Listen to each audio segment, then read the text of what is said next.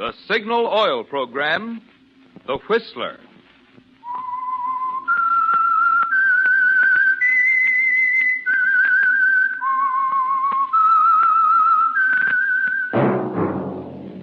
That whistle is your signal for the Signal Oil Program, The Whistler.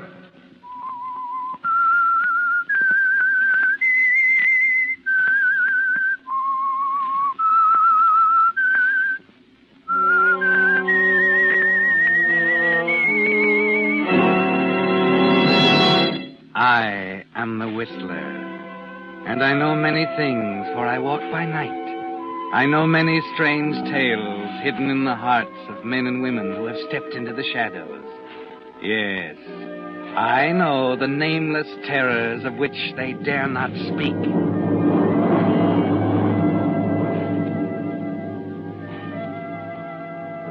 Yes, friends, it's time for The Whistler. And remember, let every traffic signal remind you, with new Signal gasoline, you do go farther than ever. Look for the familiar big yellow and black circle sign that identifies those popular Signal service stations in 7 western states from Canada to Mexico. And now the Whistler's strange story. Panic.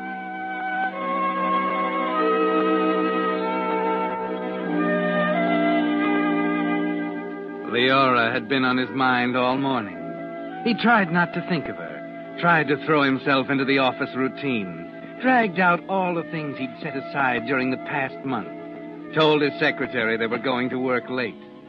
Then, by 1 in the afternoon, he found himself slipping, letting his mind relax and settle on Leora again. And at 3, he discovered he was dictating nonsense to his secretary. At that point, he stopped suddenly and deliberately thought of Leora, of her leaving tonight, walking out of his life forever. An hour later, he was hurrying out of the passport office on his way to the steamship agency. Yes, sir? I believe a Mr. and Mrs. Charles Moffat are listed on tonight's sailing. Would you check it for me, please? Of course, sir. Midnight sailing Baratania. Yes, here we are. Mr. and Mrs. Charles Moffat, A-deck cabin 12. Is there any space left on that ship? Well, as a matter of fact, sir, I have a cancellation right here. I'll take it. The name's Kent Buckley.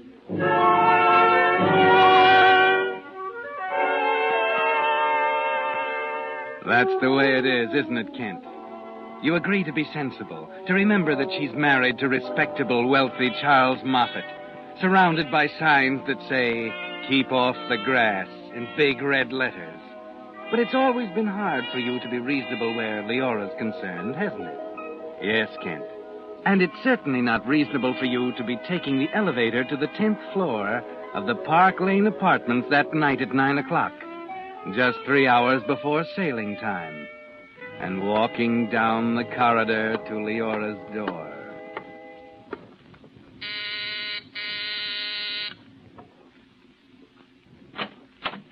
Kent. Leora, darling, I had to come. Charles is back in the study.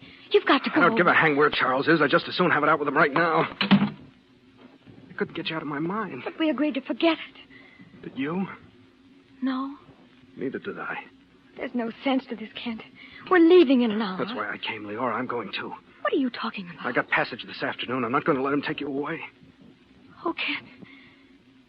Kent, darling. Leora. Charles. Hello, Buckley. Go on upstairs, Leora. Charles, please. Get out of here, you two-timing little brat. Wait a minute, Moffat. Did you hear what I said, Leora? Get away from her. Well, find yourself an answer for this one. Charles! Charles! Stop! Don't hit him again! Oh. All right. All right, Charles. There!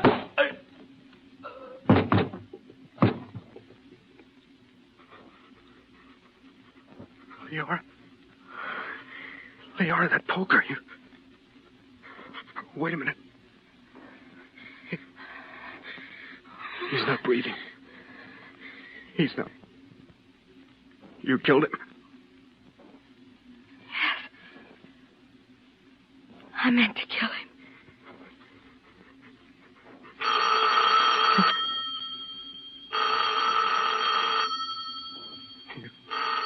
Better answer the phone.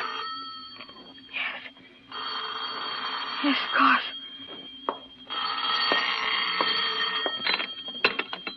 Hello? Oh, yes, the package. I'll call down when it's ready.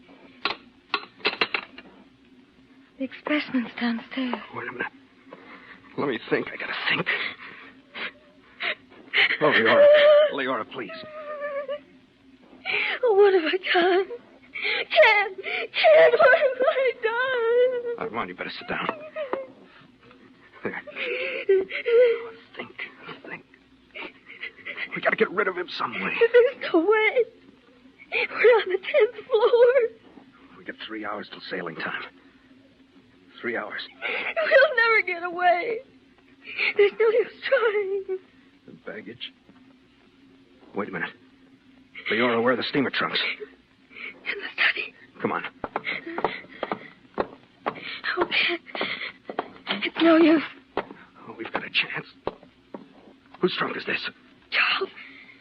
His clothes. It's big enough. Yeah. Sure.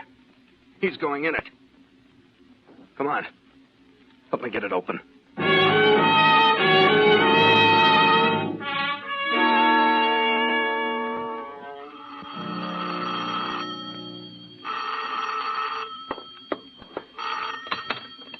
Hello? Just a minute. It's the expressman again. Tell him to come up in 5 minutes. Oh. Hello? Trunks will be ready in 5 minutes. Yeah. Yes, please come up. Listen, Leora, you've got to get hold of yourself. Oh. This is going to take nerve. Yes, Kent. All right, now listen. I'm going to leave now. I'll meet you on the pier. The trunks will be sent aboard. You and I are going up the gangplank as Mr. and Mrs. Charles Moffat. They'll check. Not until later. The cabin check comes after we get to sea. Maybe not till tomorrow morning. Kent, it won't. It's got to work. You know what happens if it doesn't? Yes, I do. All right, now listen. Your husband's going to commit suicide tonight, right after we sail. He's going over the side. If I'm right about that cabin check, if it doesn't come off till tomorrow morning... But if it does... We'll find a way somehow. I gotta go now. Remember, I'll see you on the dock.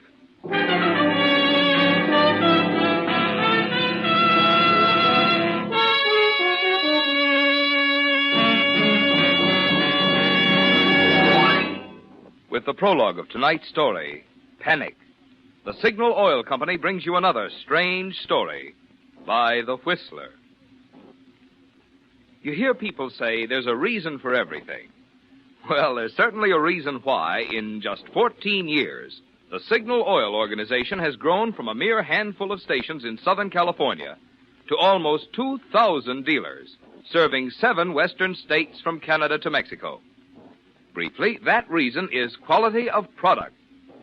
14 years ago, it was Signal Oil Company that introduced the first guaranteed anti-knock gasoline at no extra price. And since then, Signal gasoline has been constantly improved to give you the benefit of every latest development in the automotive and petroleum industry.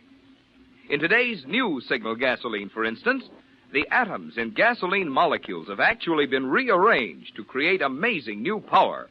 Power that not only helps you enjoy quicker starting, faster pickup, and quieter anti-knock performance from your car, but also helps you go farther than ever on each gallon of Signal. So you see, there's good reason for the swing to Signal. Good reason for you to get acquainted soon with the friendly station in your neighborhood displaying Signal's familiar yellow and black circle sign. And now, back to the Whistler.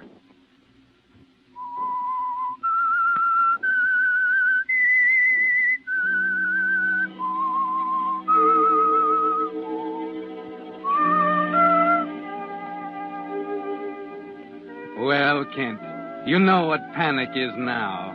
The blind, paralyzing terror that begins somewhere in your stomach and creeps upward towards your brain. You feel it as you stand on the dock, waiting for Leora, watching the stevedores load baggage, trying to recognize the tan, brass-bound trunk that holds the body of Charles Moffat. You've got his overcoat on, dark glasses, his hat and muffler pulled close around your face, so your features are hardly visible. You stand out of the crowd, moving toward the gangplank, waiting. 5 minutes. 10. Then... Kent, Oh, Leora. get out of sight, quickly. What's the matter? Hurry. There's no one in the freight office. Come on. What's the matter? She's here.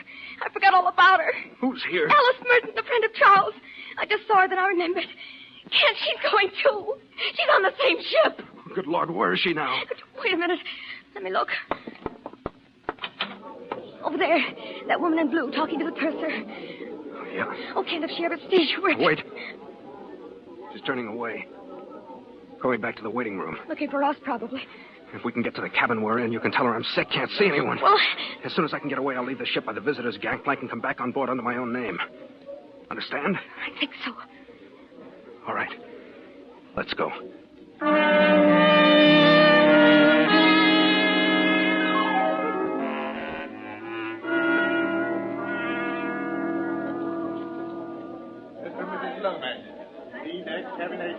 Remember what I told you. I'll do the talking. Just keep calm. Cabin 22, right? Tickets, please. Here you are. Mr. and Mrs. Charles Moffat. A-deck, cabin 12, right? Here you are. Come on. Oh, thank goodness. Oh, Mr. Moffat. Yes? I'm awfully sorry, sir. I have a note here about cabin 12. Apparently the agent made an error. It's been sold to two parties. What do you mean? Well, would cabin 60 be all right? It's on the same deck and it's double. Yes. That'll be all right. Thanks. Thank you, sir.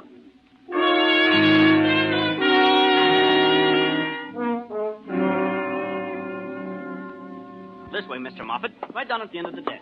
Your hand baggage is down there now. All right, Leora. What about the purser? I don't know. It was dark. He couldn't have seen my face. Oh, here we are. Cabin 60. Oh, darn it. The key's stuck again. I'm going to have it fixed, I keep telling myself. Kent, shh. Kent, look. Charles, darling. Mrs. Merton. Can't you hurry? This doggone key. Here, let me try. It's stuck. Charles, I've been looking all over for you. Hey, look out. Let me have that key here. Wait a minute, Charles. All right, there. Get rid of her quick. Leora, darling, where have you been? Hello, Alice. About your trunks, Mrs. Moffat. They're on their way to the baggage room, but I can have them. Excuse me, Leora. I simply must see Charles. Wait a minute. Alice, Charles is quite ill. He's ill? I've got to get below, Mrs. Moffat, if you'll just tell me I'll about talk the to you trunks. later. Well, I'm sure Charles won't mind it. Please, Alice, please. I said Charles is ill. He doesn't want to see anyone now. You understand? Why, of course. If he feels that way. Okay, I'll send the trunks to the I'm back. sorry, Alice. He's been very low lately. I'm sure he'll feel better tomorrow. Why, of course. Good night, Leora.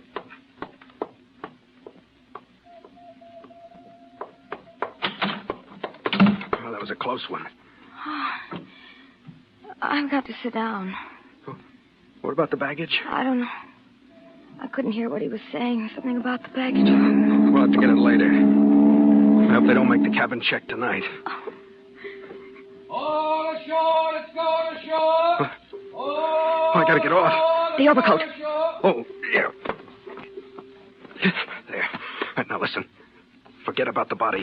We'll get rid of it later. Wait until about 3 in the morning. 3 in the morning. Check the deck carefully. Yeah? Then run out and scream that Charles has jumped overboard. Shoot the works, collapse everything. Scatter his personal stuff around the room so it'll look like he's been here. Okay? Okay.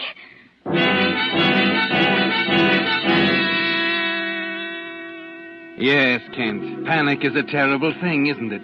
And it's eating away at you as you leave the ship with the bon voyageurs. As you return and present your own ticket. Then, an hour later, after the ship is pulled out, you discover to your horror that they're making the cabin check. Who is it? Kent, open up, quick. They're making the cabin check right now. Be here in 20 minutes. We gotta do it now. That man outside. What man? He's hung around here ever since you left. Out there by the rail. Yes. There, he's back again. I'll have to get rid of him. You know what to do? I think so. Good luck, darling. I'll wait till he's looking the other way. There. Now. Okay.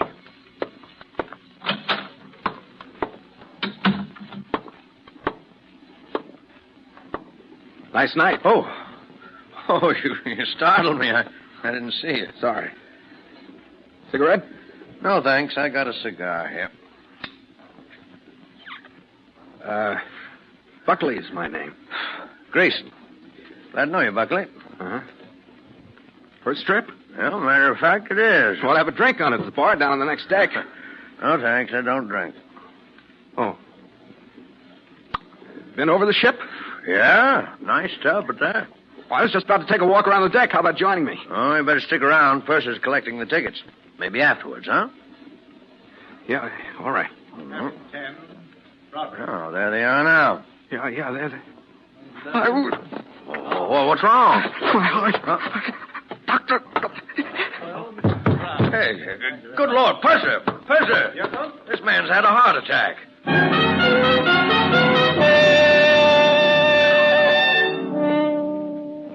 That was the only way out, wasn't it, Kent? Grayson and the purser carry you down to the ship's hospital, and the doctor examines your heart, then leaves you to rest on the couch. You can almost see the purser now, moving closer and closer to Leora in cabin 60. There's nothing you can do except wait, and your mind takes up the rhythm of the clock.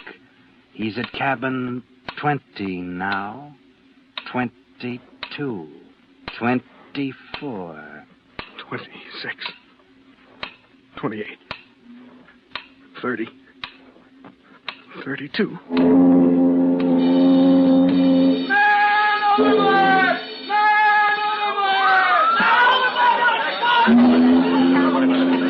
She made it.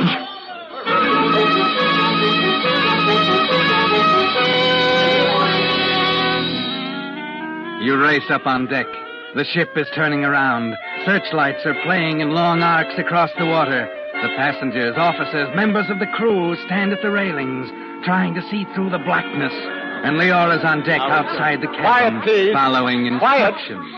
Now, Mrs. Moffat. I don't know. I don't know why he did it. He just got up all of a sudden and said he was going for a walk. I looked out the window just in time to see him climb over the railing. I see. That's rather odd, isn't it? Leora, darling. Oh, Alice, dear, I'm so glad you're here. There was something wrong, wasn't there? That's why he acted so strangely a while ago. Pardon me. What's your name, please? Alice Merton. I'm a friend of Mr. Moffat. You would say he was acting strangely? Yes, he was ill. Yes, that's it. He wasn't himself all afternoon. He said he was ill.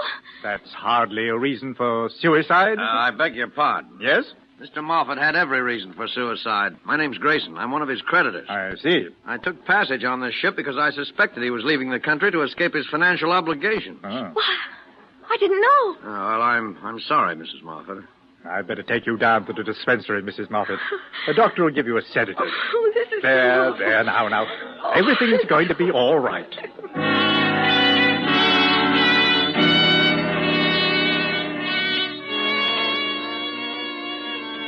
Well, that's one important hurdle, isn't it, Kent? But the rest is going to be more difficult.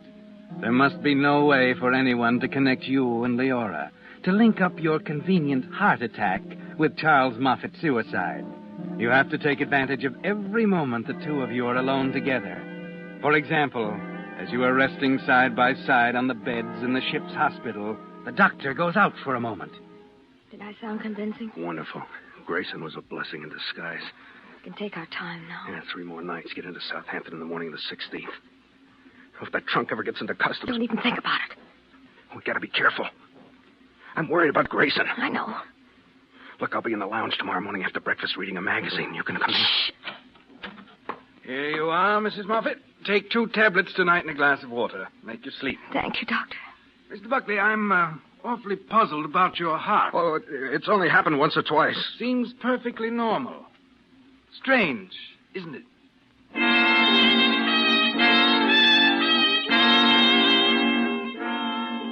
You see her again the next morning as you sit in the ship's lounge, reading a magazine, back to back with Leora and Alice Merton on the sofa behind you. I understand, dear. I know it's hard.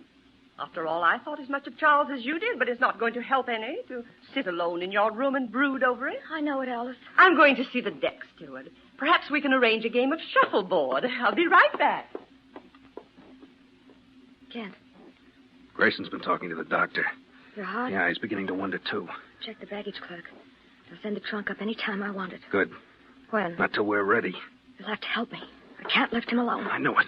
Leora, dear, it's all arranged. The steward steward has it all ready for us. But, Alice, Oh, no, not another word. That nice Mrs. Broderick's going to join us, and, let's see, we need one more. How about this young man? I beg your pardon. Oh. How do you do? I'm Mrs. Merton. How do you do? Kent Buckley. I'd like you to meet Mrs. Moffat, Mr. Buckley. Oh, how do you do? Hello. Would you like to join us in a game of shuffleboard, Mr. Buckley? I'm sorry, not quite up to it today. Perhaps tomorrow. All right, tomorrow. It's a date.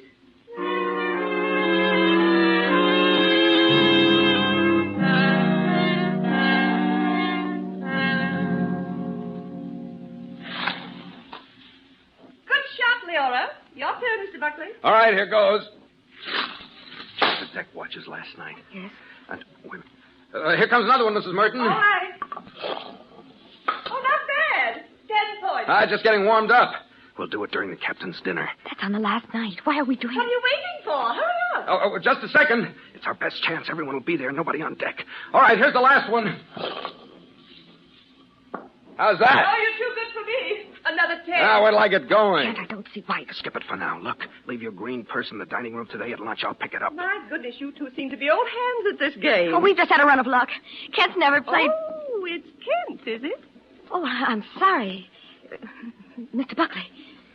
Oh, well, you're up, Mrs. Merton.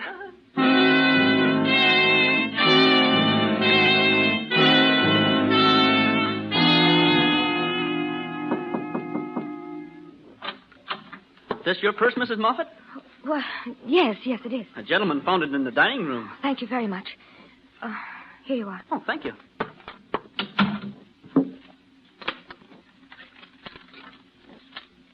Everyone will show at captain's dinner except deck watches.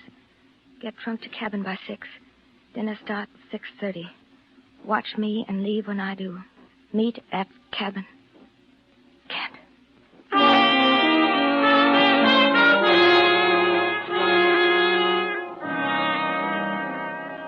The waiting is the worst part of it, isn't it, Kent? Sitting, wondering what she's thinking, wondering if she'll be successful in getting the trunk to the stateroom. A whole day of waiting, then a night and another day. You're 24 hours out of Southampton and the customs. But you were right. Your best chance is during the captain's dinner, attended by all the passengers and officers. No one to worry about except the deck watches. And you've been careful to note the exact time the watch on the afterdeck goes down to the galley for coffee. You're at the table in the dining salon at 6:30, seated next to your friend, Mr. Grayson, the man who represents the creditor. I saw you out playing shuffleboard yesterday, Buckley. Yeah. Enjoy it? Yeah, great game. A little strenuous. You don't mean that. I mean, for a man with a weak heart. Oh. Yeah. You know, if it hadn't been for that, I might have been able to stop Moffat before he went over the side. Matter of fact, I'd intended to go into his cabin and talk things over with him. That's how I happened to be standing out there on the deck. Well. And then you had to go and pull a heart attack at exactly the right moment. Always pick the worst time. Yeah. Almost peculiar the way it happened. You got a cigarette? How about a cigar? No, thanks, no. I better get some cigarettes. I'll be right back.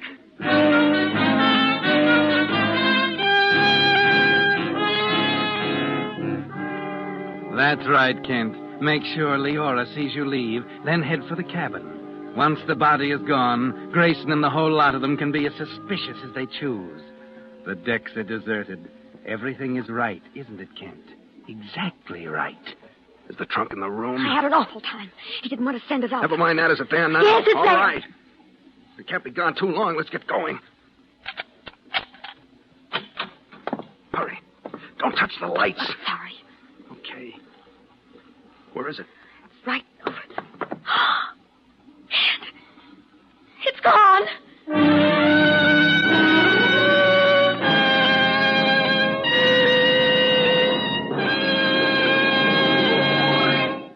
The Whistler will return in just a moment with the strange ending of tonight's story. Meantime, a question. Have you forgotten anything lately? Just anything? Well, of course, we all forget occasionally. But consider what might happen if even one part were forgotten when your car is lubricated.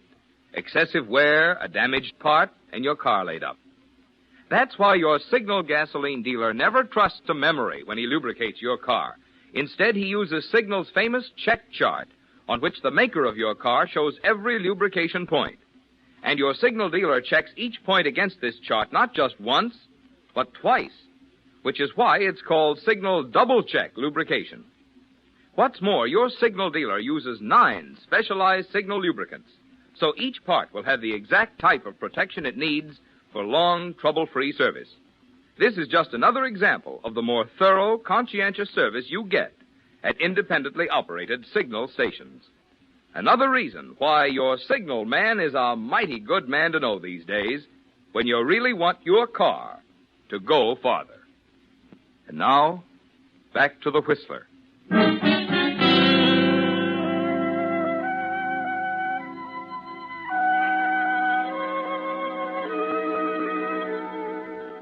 Well, Kent, the panic is back again, isn't it? The blind black panic you felt when you looked down at Charles, dead at your feet back in the apartment. The trunk with Charles's body is gone. Everything. All the planning, the careful meetings, the dodging and lying was useless. The trunk is gone. You forget about caution now as you and Leora hurry down to the baggage room on C deck and call the clerk to the window. Clerk! Yes, sir.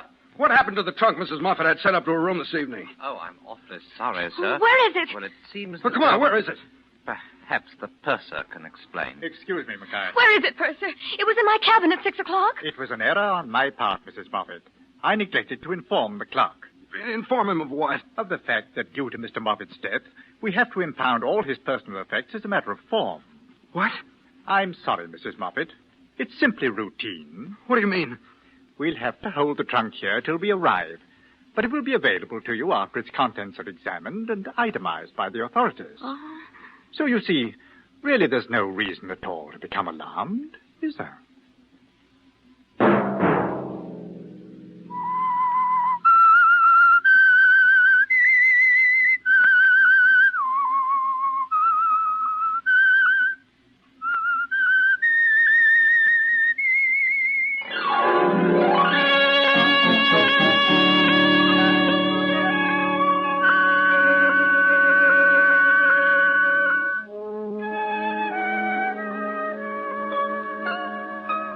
Next Monday at 9 o'clock, The Whistler will bring you another strange tale.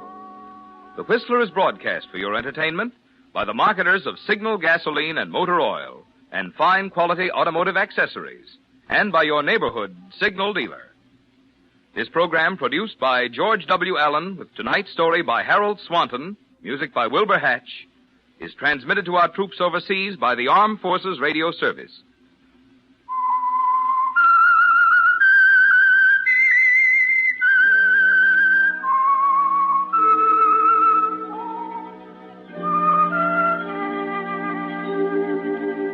That whistle is your signal for the Signal Oil program, The Whistler. This is Marvin Miller speaking, reminding you to look for those familiar yellow and black circle signs that identify those popular Signal Oil stations in 7 western states from Canada to Mexico.